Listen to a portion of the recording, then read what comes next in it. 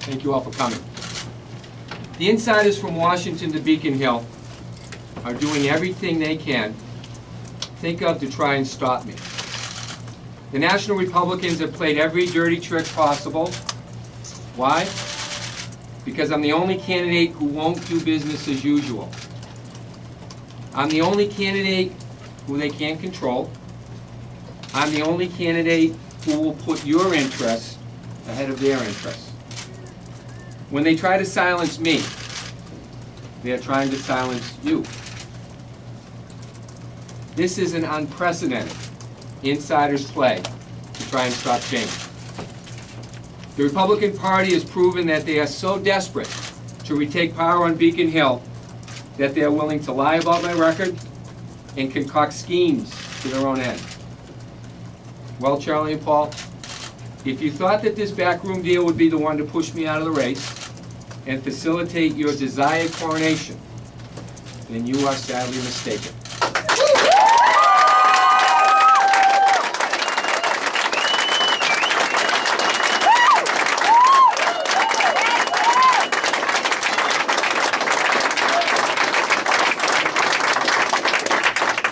I'm not finished yet. They don't understand honor and commitment. I will continue running and continue honoring my commitment to everyone who believes that we cannot continue business as usual on Beacon Hill. Go to Jeremy Reiner for a weather update.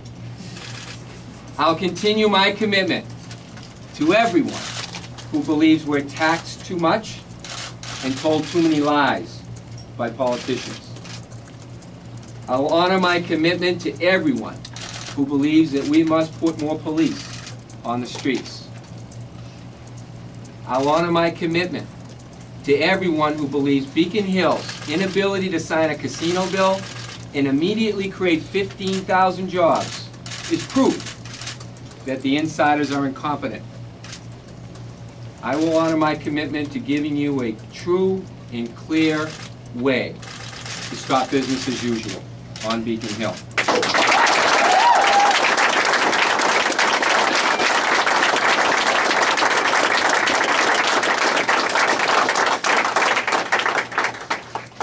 As to Paul, well, it looks like I have one fewer vote today.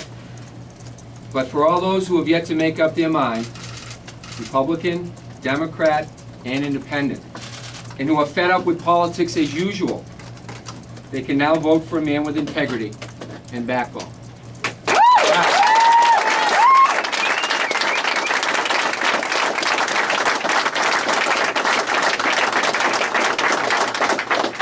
Although we qualified for the ballot together, immediately upon my election, I will expect to see his letter of resignation. As for not having a lieutenant governor, I don't plan to die. And we can save money on that useless job.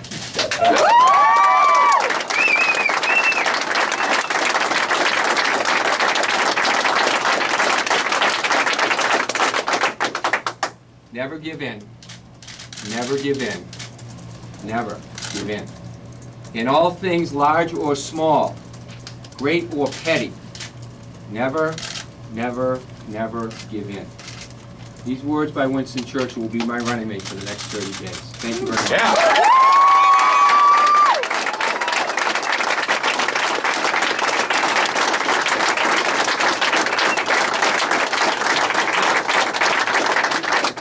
It is extremely hot in here. But I will take some questions, but I'm not going to spend all day talking about this issue because we have work to do. We have jobs to create. So I'll take a few questions and then we'll move on. Janet? Were you surprised when you heard from Paul this morning? Yes, I was. You did not see this coming at all?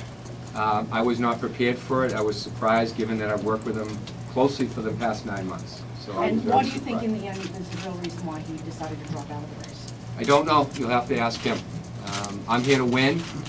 Obviously, he didn't care about it anymore. So I'm here for people of Massachusetts to create jobs. I don't know what kind of job he was promised to do this. So we'll see at the end of the day, but I'm moving forward. What do you think? I don't need a lieutenant governor to win this race, and I certainly don't need one to turn this state around. So we'll move forward on this, and we'll cross that bridge when I'm elected governor. Paul Escoco said he's left your ticket because he feels you can't win. That's Paul's opinion. We'll, And- we'll see over the next 30 days. In your comments there, are you suggesting that he doesn't understand honor and commitment and doesn't have integrity and backbone? We'll let the voters decide that at the end of the day. What do you think of Describe him? how What you do you, feel. what do you think of him at this point? What do you think of him? I'm disappointed. I'm disappointed that he wouldn't stay through the fight to the end and work hard to change the state of Massachusetts, and that unfortunately I misjudged his character because I thought he was in this for true change, not to just be part of the same old on Beacon Hill. But You Tim, have a trade. Mr. Cahill, who has a better chance, or who has better odds of winning? You to be governor or someone who buys a lottery ticket? I have much better chances of being elected governor, but I think the people who play the lottery also have a good chance, and those who don't win still contribute to local aid. Is it possible feel you're the in trade- denial, sir? Do you feel like that there was a concerted effort between Weaver, Meldrum, and now Escoco, in cahoots with anybody to sort of arrange this, to take down your campaign in this manner? I don't know. I don't know. I mean, again, I don't need a lieutenant governor to turn this state around. I don't worry about consultants who easily leave their candidates in the lurch, as Weaver's done in the past. I'm focused on the people who get up every day and go to work, and that's what this campaign has been about and will continue to be about over these next 30 days. Try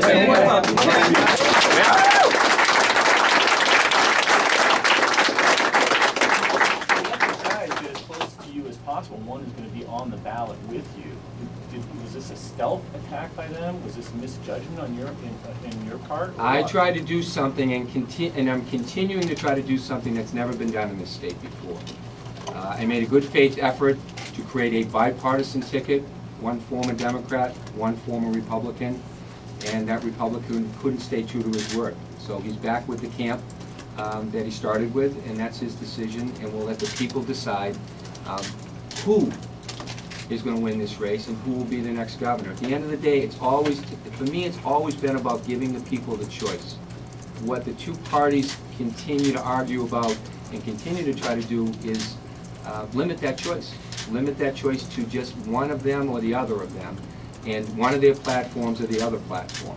And to be honest with you, this race is about the people of Massachusetts, those people who are unemployed, those people who need jobs, those people who are counting on government to work for them rather than work for themselves. If Paul couldn't see that, that's, you know, I feel badly for him that he couldn't see that. But I trust the rest of the people of Massachusetts will see through this backroom deal to try to deliver this race to Charlie Baker, and we'll keep fighting on. Tim, Allison? after you took his call, did you have to think a little bit and reevaluate whether you would go forward? No, to be honest with you, I didn't. And did you try to talk him into staying with you? No, not really. I mean, his mind was made up. Based on the timeline, he had already sent out a press release before I got a call from him, and they had already scheduled their press conference before I heard from him. I heard from him about 9:08 this morning. So his mind was made up, and he wasn't in a mood to explain anything to me except what he said at the press conference today. So I don't know what's in his mind right now, but that's how I heard about it. Was I frustrated? Yeah, because this is a distraction, not just for me in this campaign, but a distraction for everyone in Massachusetts, that you all are covering this when you should be covering what's going on in the state of Massachusetts and covering what we're talking about for the future of this Commonwealth. I'll continue to talk about it, and we'll put a platform, and you will have a candidate that will continue to fight for you, for the people of Massachusetts, and they seemingly will continue to fight for each other and for themselves. That's a choice that you can vote on. That's a difference that you can vote on in the state of Massachusetts, and I hope people will take that into account when they go to mark off their ballots on November 2nd. Tim, it hasn't just been one defection, though. It's been 3 now. Yeah. I mean, what's the message being sent to the voters when they see people around you running for the hills, leaving? They're not running for the hills, Jonathan. What they're doing is running back to the party that they came from.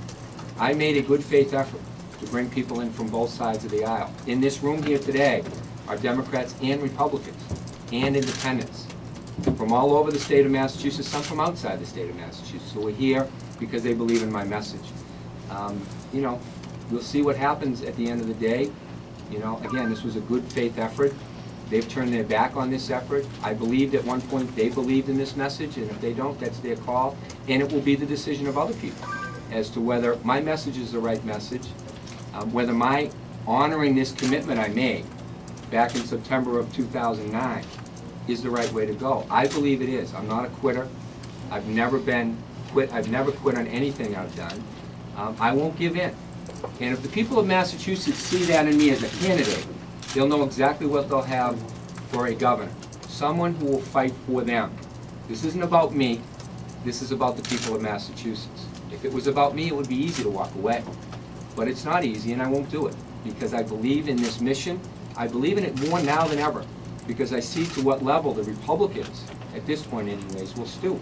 And I've seen what level the Democrats will stoop, to win votes, to mislead people, to not work on the people's business. We've got jobs to create.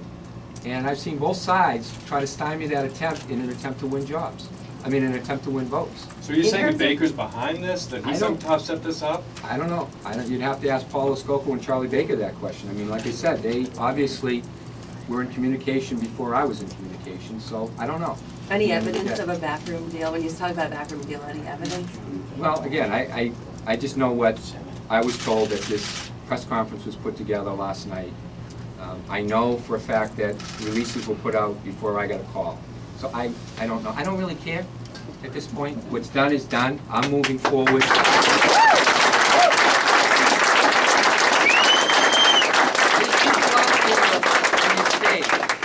They care about what I care about, and that they've pledged their support to me to finish this journey, to continue all the way to November 2nd, and to bring home victory. And I'm not going to stop short of that until we do all of those things. Tim, you said you have integrity and you have backbone. Does Paul Escoco have both those things? You'd have to ask the voters. At the end of the day, the voters will decide. Well, the voters will decide. He is part of Charlie Baker's team now, so the voters will decide who has backbone, who has integrity, who has honor. We'll let them decide. What do you say to people that say that by you staying in the race, you're delivering the election to DeWalt Patrick? What's your response? I say what I've always said, David, for the last 10 months. I'm running to win this election for the people of Massachusetts, for independent-minded people who are tired of business as usual on Beacon Hill. DeWalt Patrick represents business as usual. He showed that in this casino debate, when he wouldn't sign a bill that would create 15,000 jobs for the people of Massachusetts. He showed that when he promised to put 1,000 more police on the street, and he's broken that promise. And he showed that when he committed to cut taxes, and he fell down on that commitment and raised it. The Republicans are part of the same process. They had Beacon Hill for 16 years in the corner office, and they didn't solve the problems. So at the end of the day, this is about business. This is not about business as usual. This is about breaking free of business as usual in the status quo. I'm not in this race to win this election for anyone but Tim Cahill and the team that you see around us and all the people of Massachusetts. And I believe that people, at the end of the day, are wise, are smart, and they know who they want to lead them. And I trust the people of Massachusetts. When they get their chance to vote, they'll decide. Whatever that decision is, I'll live with it. And everyone else should be able to live with it. I don't make excuses. I've had $2.5 million of Republican attack ads thrown at me with no defense. I'm not making excuses. This is the business we're in. This is how hard they'll fight to keep or retain power or get power back. That's the business we're in. We'll let the people decide whether the Washington insiders or the Beacon Hill insiders will keep their power, or whether they'll elect a true outsider. This hasn't proven, beyond a shadow of doubt, who the true outsider in this race is. It should. Because the schemes to put certain things in place and make things possible for both sides of the aisle have not been done in a straight-handed fashion, and we've been running in a straight-handed fashion all the way through. Get back. All right, thank you very much.